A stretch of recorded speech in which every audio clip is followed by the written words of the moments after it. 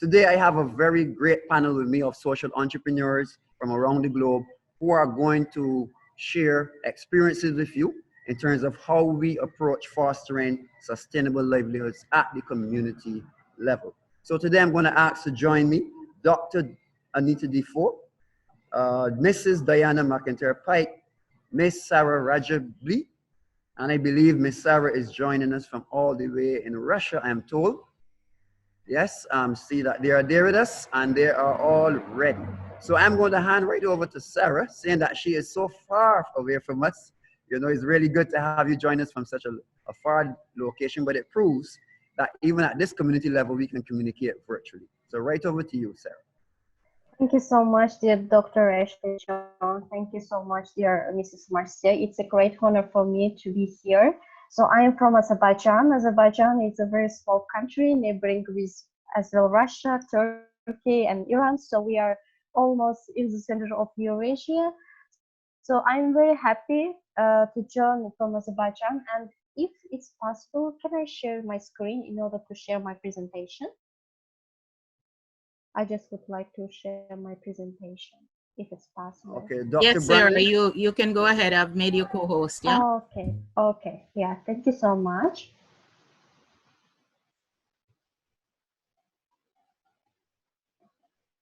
So can you see the screen? Yes, I can. Can everybody see? Yeah. Thank you so much. Actually, today I will not only talk about pandemic COVID crisis, but I will also talk about how to be a social entrepreneur is the most challenging times when you have a COVID crisis, war, and restricted internet access at the same time as Azerbaijan as a country has this situation. So I just want to show for the first that I'm from Azerbaijan. It's a very small country. It has neighbors with Russia, with Georgia, Armenia, Turkey, and Iran. So now we have ongoing war situation, and I would like also to tell a little bit about the work and the projects we have done for our community during war situation and pandemic at the same time. So I'm the founder of Buddha Ardor Sweets, which has been created 3 years ago with a very small budget, like 85 euros of budget. It was the initial capital when I started the social enterprise. And the main aim of this social enterprise is reducing unemployment problem of local women with disabilities in capital areas and also in rural regions of Azerbaijan. So why I started this social business? Because I thought that women in Azerbaijan, they are not only discriminated because of their gender, but also because of their disability status. And in order to solve this problem in Azerbaijan, I didn't want to use the charity work or charity projects by giving them some money or food products, by helping them to fundraise for their medical operation. It was much more difficult and challenging at the same time, but it was much more rewarding for me, I think, to create employment opportunities, educational opportunities where they can be raised as entrepreneurs as well. And during COVID crisis, when we saw that our business model, which has been consisting of business to business model, we have been delivering those sweets for different corporate events of organizations, companies, foundations, and NGOs. And imagine during COVID crisis, all events in our country are cancelled. So we decided to move to another customer segment to reach much more new markets, and we decided to make our sweets vegan. So during COVID crisis, that was the most important transformation in our business model, because we understood that in social entrepreneurship, it's not only important to focus only on one social problem if you are not thinking about environment. So it was also very important for us to take into consideration our operations. And when I established Buddha Ardor Sweets, I realized that social entrepreneurship concept in Azerbaijan is quite new, and not so many people could understand this term. They thought that social entrepreneurship, if this term has the concept of social, it means that it's any kind of businesses can be created in social media channels. So we wanted to change this stereotypes among young people, and we created social business youth center with zero budget with 3 girls, and we are operating more than 2 years, and we already reached more than 3,500 participants. through different mentorship, educational projects on social entrepreneurship.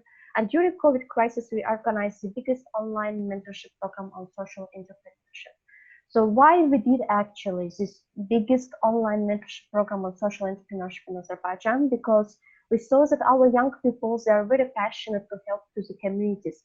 They bought different food products for underprivileged group of people, for families in need, who lost their jobs, who lost their salaries, and who became very dependent.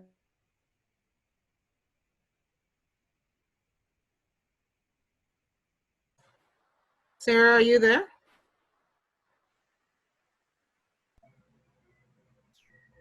I see that her screen has gone blank, so possibly she would have dropped out. Models where you can be independent, where you can build a high valuable product, and at the same time you can deliver sustainable social impact.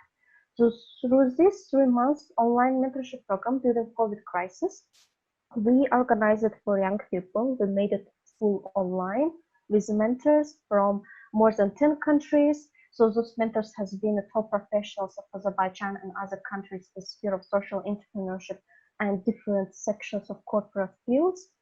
We reached more than 70 mentees. They have been rural young people, teenagers, women, and refugees who came to Azerbaijan, who can reside here from Afghanistan and Pakistan, and who don't have any legal status to be employed. So it was also for us important to raise them as entrepreneurs as well.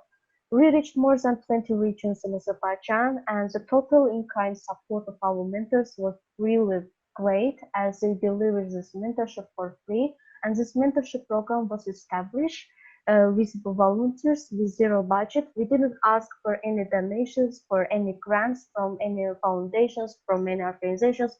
We saw this problem. We wanted to take immediate actions. We just reached our contacts, connections. We wanted to make it possible.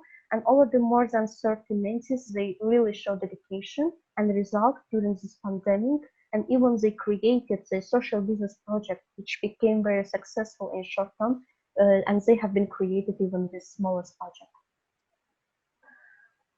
After watching and observing different cases of private sector, we saw that because private sector lost its reputation, as so many people became unemployed, and there have been a huge governmental support for people in need, people started to think that I need only public sector work. I don't need to be an entrepreneur. I don't need to work in public sector because it's unstable. So in order to change these stereotypes about instability of private sector, we decided to organize the first online international forum of entrepreneurs in Azerbaijan by bringing international experience from different countries, both traditional and social entrepreneurs as well. So we included here more than 10 speakers from 8 countries, and they shared the experiences with more than 200 participants, and especially design thinking, digital well-being, and also changing business models and sales according to crisis situations. That was the most priority topics in our forum, and we decided also to answer the questions which has been very important for our participants. We included all sectors here, governmental, private, NGO sectors, because we think that social entrepreneurship can be sustainable only in the way when all sectors can cooperate with each other in a comprehensive way. Shortly about current war situation in Azerbaijan. So since 27 September, it's already more than 1 month that Azerbaijan is living in war situation. So just imagine that every day you are hearing about some news about attacks on civilians, you are hearing news about hate speech, disinformation, you are hearing about the news of 1,000 families, they are losing their houses. And it's very horrible. It damages our mental health, and we have also restricted internet access, and we as entrepreneurs cannot do our work, digital work, and that was very emotional and unstable moment for us, for social entrepreneurs as well. And this Nagorno-Karabakh conflict, it appeared 30 years ago because of some political intrigues. We have been post-Soviet Union countries, just because of collapse of this of USSR, there have been a lot of conflicts in these countries, and just people, innocent people, became the victims of this political situation. We have a war, we have a pandemic, and we have restricted internet access, and what to do as a social entrepreneur. We are, of course, planning new projects for liberated areas and community. We created the first online social business camp in order to support young people who have innovative social business ideas, which can include technologies in order to create much more employment opportunities for people in need who became the victims of the war. We organize webinars about prevention of disinformation and critical thinking, because during COVID crisis and war situation we observed a lot of fake news. We observed a lot of mis and disinformation about this war and complex situation. And we wanted to inform our people that it's very important to filter in the right ways the information you receive from media channels. Even we had some restricted internet access, we got this news from TV channels, from other traditional media channels, and that was very important for us to teach our young people to think critically through different webinar programs with our speakers from local entrepreneurs and also from other countries. At the same time, we decided to expand our operations in order to reach much more people, in need. So we established the brand Enjoy Chocolates. We made the first organic local handmade chocolates with unique local flavors. And all profits, they are going for free social services for children with disabilities and special needs in rural regions. And the Karabakh series of chocolates, they will be coming soon, and we are very hoping to open our new branches in new regions in order to reach much more people in not only Azerbaijan, but also in neighboring countries as well. So which lessons we got from these all situations? That social entrepreneurs can survive in any environment. So in any restricted environment, social entrepreneurs, they are called social entrepreneurs because they are not only thinking about economical challenges or economical profits or any other goals, but they are also thinking about social impact, and they want to balance this economical impact on society with the social one. It's very important to focus on health. Yeah, as social entrepreneurs, we are much more worrying about social impact. We want to help other people, but sometimes we forget about our health. So it's very important to prioritize our not only physical, but also emotional, psychological, and mental health. Talk to people always. During hard times, challenging times, it's so important just to talk to people, not only about the sales, not only about promotions, just to talk in order to observe their lifestyles, what changed in their life. It's so important to talk to your customers and to your community. Every single crisis has solutions. COVID crisis, war crisis, any crisis has their own solutions. It's just very important to change our mindset from focusing on problems rather to the mindset focusing on solutions. War connects people much more than before, and we saw it around us when people started to help each other. They don't know each other, but they are helping. They are fundraising, they are organizing different social business projects, different charity projects in order to help to thousands of families in Azerbaijan. Always think about over-delivering expectations of your customers or your beneficiaries. If you want to build a strong brand, especially in challenging moments, always promise something, but when you are fulfilling those expectations, always think about over-delivering those results. Be open to change your business model because it will be always changing as markets are changing, environments are changing, and it's very important to be open, to be flexible. Ask for help. No one is universal. No one is strong enough in order to know everything around ourselves. So it's very important to ask for help in these challenging times. Sometimes there are things that as entrepreneurs who have strong internal locus of control, who is much more focusing on solutions of problems, he or she shouldn't apply for any help. But in challenging times, when people are much more open to share their own experiences and own knowledge or skills, it will be much great to ask for help, and it will be much more time-saving process. You are enough as an entrepreneur, as a social entrepreneur, and you are not alone at all. And I understood these very important lessons during these crises. And I think that if a person wants to do something in their own community, whenever in United States, in Azerbaijan, in any other countries, in any circumstances, he or she will find the ways. The most important thing is that we have the passion, we know why we are doing that. When we know why we are doing the things they are happening actually. Thank you so much for your attention. And here are my contacts. If you have any questions, I'm very open to answer them. Thank you so much. Thank you so much, Ms. Sarah Rajabli. Very intense indeed. When you mentioned war, I was a bit, okay, and you were there. But then I saw your solution, coming out, and you are actually showing us that it is actually working. Really great work you have done there. Quickly, is there any one question that any person would like to ask very quickly before we go to the next presenter?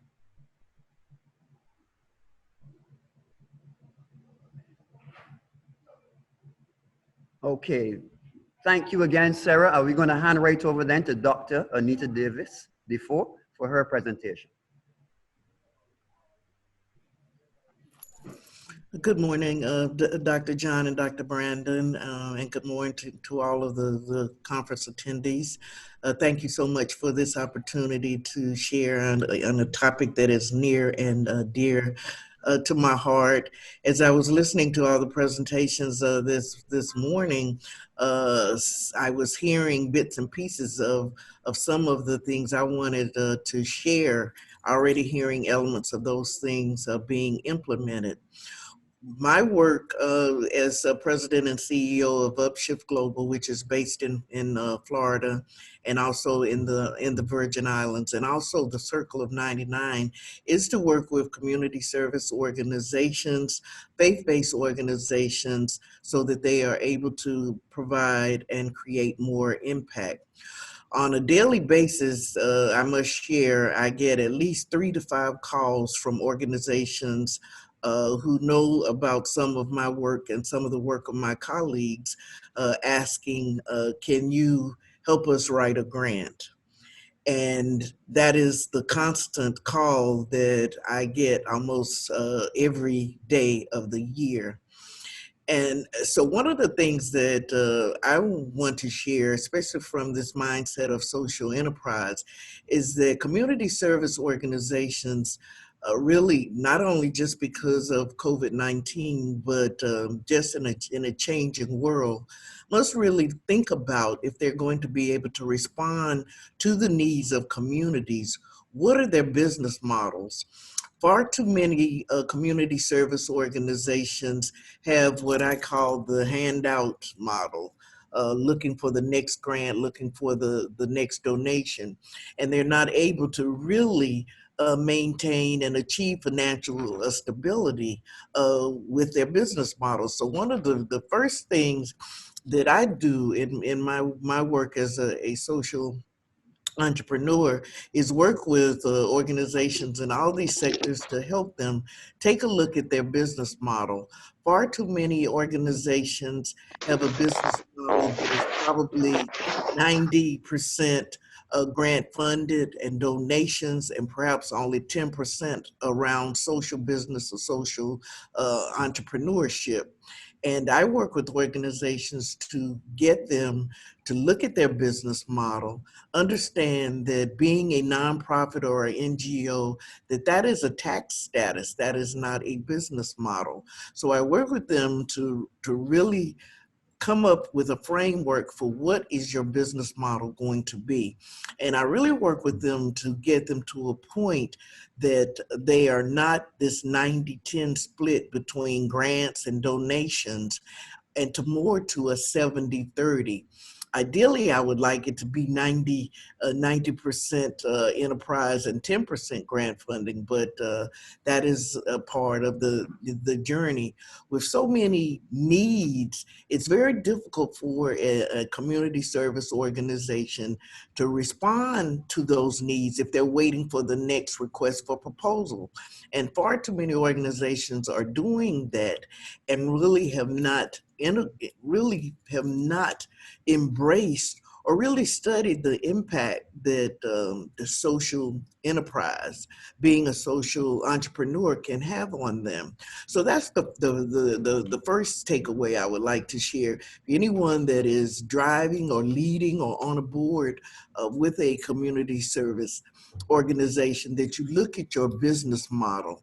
Once you look at your business model, come up with a social enterprise plan. Think about what products, what services, what intellectual property, what do we have that is of value in the marketplace that we can monetize. Also, looking as entrepreneurs do, what are some general gaps? I love the presentation that my fellow panelists just made from Russia, where looking at gaps in the market, that they not only diversified their products, but they responded to the need.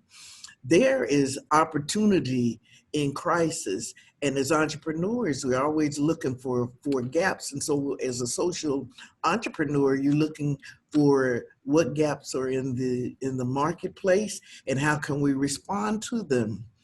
When I talk about financial stability, there's two organizations in the US. Both were created about 100 years ago. Organization X, whoever was the visionary behind that organization, started out with a social entrepreneurship mindset. Organization number two, they started out with being highly dependent on donations and writing grants. Well, fast forward to 2020, the organization, the first one I described, they are flourishing. They're flourishing with their stores where people can go and get recycled goods. They also do grants. They do a host of training, but they are not dependent solely on grants and donations and the next RFP coming out. While the second organization, they're highly grant driven. They're waiting for the next RFP all the time. And so they're not able to really service their clients as they would like to. So when you think about social enterprise and entrepreneurship and the impact that it can have for a community service organization, it's truly significant. I have worked with clients who have gotten a grant, but they needed money to start the project. And in the absence of unrestricted funds, in the absence of any enterprises of their own, they had difficulty even starting up the grant. And many times, nonprofits, community service organizations have made grant funding and donations their operating budgets. And that was never the design for grants and donations. Those are to be your icing on the cake. Those are to be your extras. And far too many NGOs are so grant driven that they just go from project to project, waiting for the next grant opportunity. The community service sector has changed significantly, and it is a wake-up call for every organization that is in that ecosystem. Because what a lot of funders are saying is, especially when they look at companies and they have their social responsibility departments, they feel often that those organizations, those corporations have better processes, have better systems, and that they can get more impact. And so in many instances, those funders want to put money into those projects and corporations and not community service organizations. So in addition to community service organizations looking at their business model, they also need to make sure that their systems are in place, that their processes in place. Because many times as those that are doers and those that are inspirers, they're so focused on the delivery of the service and not into their systems and their foundational aspects of the organization. So my second takeaway I want people to share, to think about, is, do you have your processes and your systems in place? The third thing I want to share, and I've been hearing a lot of that this morning, is for CSOs to really get familiar with fourth sector approaches. I've been hearing them all this morning. And fourth sector social entrepreneurship approaches simply mean, as was shared by the earlier panelists, is everyone in the ecosystem comes to the table. So as a social entrepreneur, I work with CSOs to help them to look for faith partners, for business partners, for government partners, and for entrepreneurs. And collectively, they can create a product or a service. And fourth sector perspective social enterprise projects are gaining in dominance here in the marketplace. The last thing I would share is more and more CSOs need to understand and learn how to calculate social return on investment. More and more funders are asking community service organizations, what are you doing that's value added?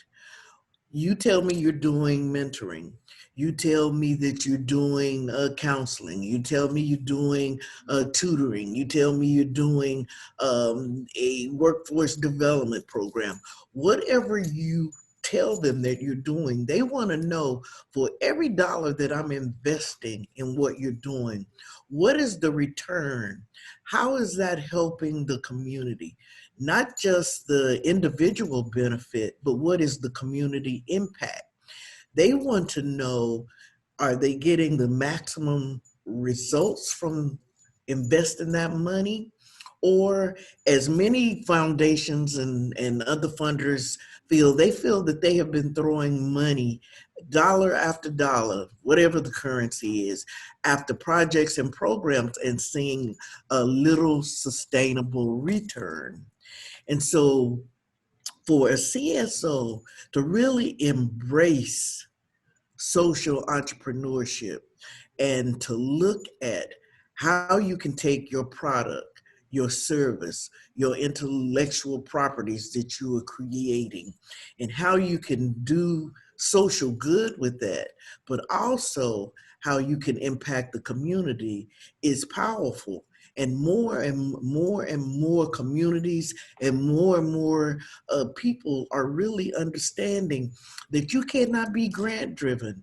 You cannot depend on the government to support your program or even funders. And far too many CSOs are just focused on that. When you have a wealth of expertise within your organization, you have innovative thinking, you have creativity, and even if you are not thinking in that mindset, this is the mindset to embrace if you're going to be able to sustain your operation, if you are really going to be able to impact the community as you want to, and really have that generational answer to poverty.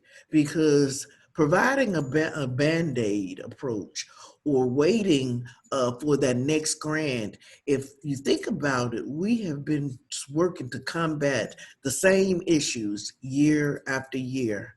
And part of it is because too many community service organizations don't have the funding and the resources. And we all know that the focus of an organization might change, the focus of the powers that be may change. But if you have a product or a service that is of value in the marketplace and you market it, you harness and use the power of technology, that can really not only change your organization, but it can change communities. And so in closing, I want anybody that is driving a community service organization to do those four things. Look at your business model. Make sure you have a viable business model. Look at how you're funding the organization. If over 70 or 80% of your money, your funding is coming from donations and looking for the next grant or waiting for the next grant, you are really jeopardizing the impact that you want to accomplish.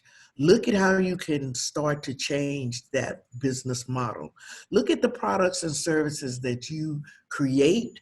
Look at what's needed in the marketplace and think about, what do we have that we can monetize? The world at this point in time, because we are virtual and the power of technology, can be your customer. What can you monetize that can support your mission, your ability to do social good? And then start to calculate social return on investment. Be able to demonstrate that for every dollar that you invest in our organization, the community gets $3 in return or $4 in return, whatever it may be. Show that impact, because those are the things that will really push your organization, that really drives the whole mindset about social entrepreneurship and social enterprise. That is the way forward for community service organizations to really have financial stability, really to be able to actualize their missions and visions, and really be able to do the good that they want to in their community for generations to come. Thank you. Thank you so much, Miss Dr. Anita Defoe. I'm having some technical issues with the internet, so my video might be off and on at times. But I want to go right ahead and introduce you to Miss Diana McIntyre Pike out of the lovely island of Jamaica, and she would introduce herself, say a bit about what she does, and she would also present. Thank you so much again, Dr. Defoe. When we come to the wrap up, we will get some questions and some final thoughts.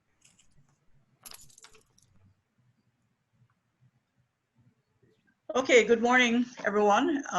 My name is Diana McIntyre Pike, as you've heard, and I'm from Jamaica. I have been in the business of tourism for over the past 45 years, having pioneered it worldwide, community tourism. And I feel very proud of the fact that the International Institute for Peace Through Tourism took community tourism worldwide and branded Jamaica as the home of community tourism. And we have been working very long hours trying to develop a full program, and we have come up with the Villages as Businesses program, which is for urban and rural villages, and it has got worldwide attention. We've had many awards. I've had over 30 awards, but I just want to highlight the fact that I'm the president and founder of the Country Style Community Tourism Network, and the Villages as Businesses, and the president for the Caribbean chapter of the International Institute for Peace Through Tourism.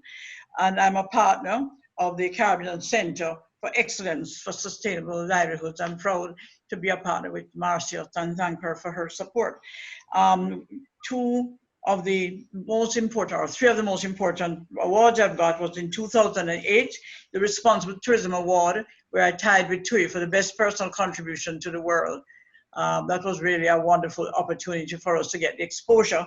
And a Resilience Award from the International Institute for Peace in 2019 at World Travel Market. And now, just 2 weeks ago, I was one of 16 persons selected for the International Tourism Heroes Award, along with our Minister of Tourism, which was wonderful. It has given us a great deal. Now I'm going to do the presentation on the Village Tourism Program, which is a new frontier in Caribbean tourism, bringing the spirit of the country to the world, because we have many visitors who want to combine their stays from wherever they stay. We're not saying they have to stay at a small hotel. We're saying wherever you stay in Jamaica, you can be a part of what we're doing. You can move on. Marcia, you can move on. Thank you. And thank you, Marcia, for helping me with the presentation. We have... Diana, hold on a minute. I'm not this technologically savvy, so I am having a little bit of a problem right now. Just hold 1 minute. Let me try to sort it out. All right. Okay, no problem. We're having a program that has allowed the whole Caribbean to be involved. We have been doing training in different countries in the Caribbean, Dominica, Trinidad, Barbados, We've also been in Grenada and in the Dutch islands as well, which is showing the diversity of the Caribbean. Excuse me. Yes. Excuse me, Dr. Brandon, do you need help? Okay, so here we go now. If she needs help, I'm sure she'll shout. She's gone to the next slide. I got to the next slide, but I have a feeling this should be on the screen, wide screen, right? Should it? Or you're seeing it wide? I'm seeing it quite clear. Yeah. Okay, all right. So I think you're okay, Marcia. All right, go ahead. Okay, so basically small island states and economies due to lack of economies of scale in primary and secondary industry. We have agriculture and manufacturing must focus towards a service-based economy in order to find competitive advantage in the competitive global marketplace. Can move on. The next slide.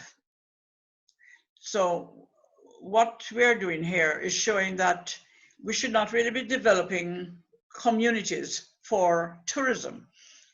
We should be developing it as community development with entrepreneurial opportunities within the environment that they live, and the young people in particular.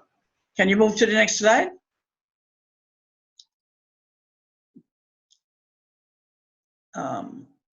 Okay. So basically, what we have here is showing the fashion, music, food products, and many more. And we get new consumers. And in Jamaica, we have had the bami making, which is from cassava, young lady in rural Jamaica being invited to Dominica to set up the bami business. So within our own Caribbean, we can have our local entrepreneurs who are talented to move around. Can move on.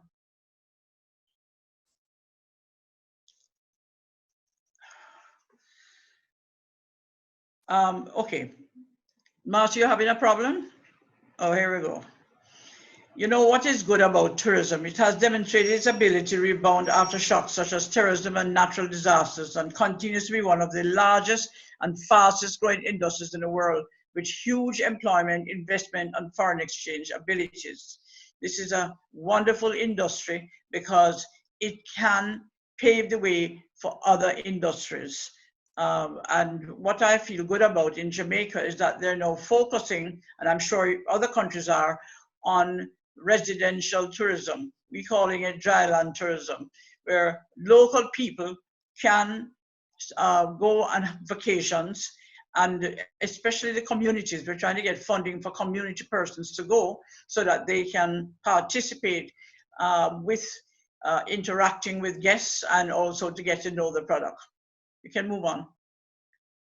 So that's our network, and we are in partnership with the National Best Community Foundation to provide training and business development support for many diverse villages and to market authentic knowledge experiences, primarily targeting the nature, culture, adventure traveler. Can move on. So our aim is to provide the most complete range of nature, culture, sport, and adventure experiences in Jamaica and the Caribbean, and catering to individuals and small groups who are seeking to discover the essence of Jamaica and the Caribbean's magical nature. And simultaneously, we remain committed to responsible tourism and support the preservation of Jamaica and the Caribbean's natural and cultural resources, which is a very important statement. And our members include a collection of tour operators, restaurant, bar. I'm not going to read all of this. I just want you to know that you're welcome to have this presentation, any of you who would like it. And we have so many experiences. And the IPT, which I'm the Caribbean president of, has endorsed the Village Tourism Program because it is consistent with the Peace Through Tourism Program that we have with the IPT. Anyone who wants it, just let me know, send your email, and I will be happy to send it to you.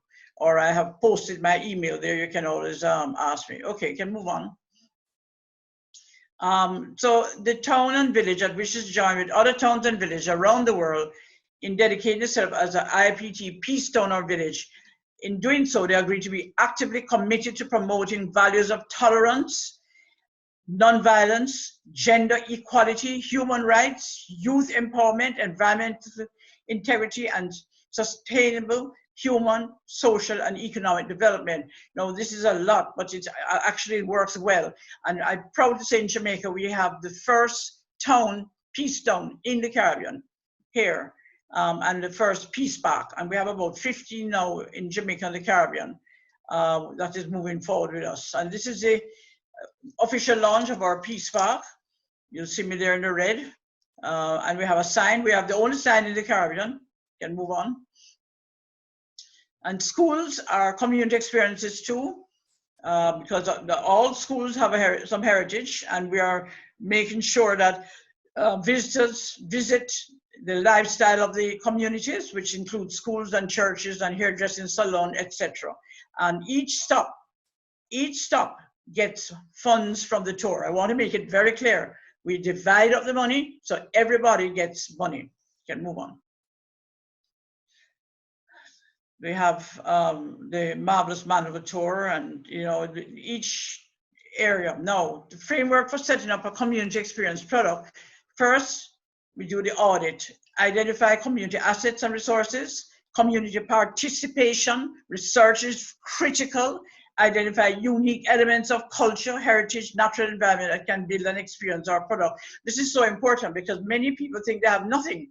In Jamaica, you'll have some of the people say, we're not go on here. That's what they say, not go on here. But there's a lot. When they finish researching, they didn't realize that their grandmother was an asset. So we identify target markets, identify best fits target market that demand experience potentially and offer, develop experience package based on community assets, ensure carrying capacity, very important carrying capacity, because you can't have 100 people coming into a community. You must decide how many you can establish at a time. And this COVID period is making people think carefully about that. Establish customer service, health and safety standards, and ensure full community buy-in.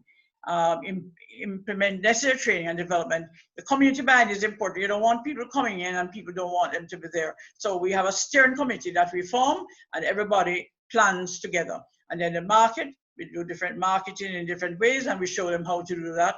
And when they're members of a countryside, you can be a member, you can be a partner member, and anyone who wants to become a member, they can also indicate that. You can move on. I can tell you, I see somebody communicate from St. Lucia. I would like you to know St. Lucia came on a study tour here years ago and set up the heritage organization in St. Lucia as a result of us. And then we had a press release in St. Lucia saying we brought community tourism to St. Lucia. So we'd love to revisit St. Lucia. So visitors and hosts form bonds which last. Friends are made, and what is good? Friends are made, and this is important because what Sandals Foundation did for us in a community, they brought 600 guests over 2 days, and they built the beehives for the beekeeping business, and they built the basic school roof. What has happened now? A relationship has been established with those 600 guests with that community, and that community is now able to manage their community and get support from all of them that have come. And that's what we want, to develop the relationship so that they can move forward independently. And that is very important. You can move on. There's a lot of people criticizing the all-inclusive and so on, but you can work as partners with the all-inclusive as long as you set up a proper program. And one of our typical vacations here is that people can stay in a homestay or any accommodation and hosted by community guides. We don't call them tour guides, we call them community guides. And sampling of local cuisine, participate in local culture, village hopping. Like in one day, they can do 2 villages. And we have a village hopping cuisine tour, which people like. You have dessert in one, I should start with appetizer and then main course. You can move on. So social responsibility is into the operation as the local community are embraced automatically. And we have pick a project while on vacation, adopt a village while on vacation. But we have not just while on vacation, we have people picking projects. We're putting together a project listing so that people can look at what projects they support. And our diaspora, Caribbean diaspora is very excited about that because they can now relate directly. I got 8 groups they pick a project while on vacation, where they chose a project while on vacation. Move on. So basically, you know, a customized approach, and we do have an all-inclusive community experience for clients who want all-inclusive. So all-inclusive don't have to be just at the traditional sandals and so on. We at Countrystyle have all-inclusive vacations, and to be honest, we get more business with that because we are including the community, we're including, you know, whatever experiences they want, we design it. I've been called a community experience designer. And once we design it, then we package it, and then we send it to the travel agent or the tour operator, and we include their commission in there, and it works very well. Of course, you have to have public liability, which we do have, and move on. So the approach, the potential, taking stock of the village assets, which the destination can be built in a sustainable way, people, the environment, culture, and nature. Next one, passion, can move on. The intangible but significant steps of engaging the emotions of community village members to be motivated towards their potential, engaging creativity and enthusiasm, and we have a lot of that. The purpose and the partnership is important as well. Move on. 4P formula. That's our 4P problem. So, in a nutshell, we have a partnership approach with communities to market the Caribbean community experience. And we welcome anybody who is interested, any country interested in participating. We have countries outside of the Caribbean who are now becoming partners. So we're not confined to the Caribbean. Can move on. So, you know, we have to build a service and the community experience so the Caribbean can help to fuel this once given the attention it deserves. Can move on. So tourism provides a context from which we can truly embrace our communities and villages and put them on the world stage as brands within the brand and destinations within the destination, and we're destinations for development. So what is village tourism? The development and market of unique, authentic experience offering to visitors within villages, distinguishes villages as destinations within the destination, packaging the heritage and cultural capital of an area and its people. So you have here where you can see clearly culture, people, environment, economic development, sustainable tourism balance. So you balance them all together. Can move on. So in community tourism, we have niche market. We have identified over 40 niche markets. You know, we have village with churches, we have church tourism, we have graveyard tourism, we have all kinds of tourism, post office tourism, and we get groups because every niche market has a club and you can identify with them directly. Okay, so I'm going to have to move forward now because I'm running out of time. Basically, the key principles is entrepreneurship, development, and we now have can move on. We now have a relationship, partner relationship in UWI Open Campus. We have an accredited 5-day training program available to anyone in the Caribbean who wish to participate in there. Okay, so we can move on. We'll go right to the end. Cuisine, people, cultural arts, nature, events, everything. And showing the partners, and you know, we have the school partners, and we have the training and the doll making and all of that. And that's my information there. And thank you very much for your attention.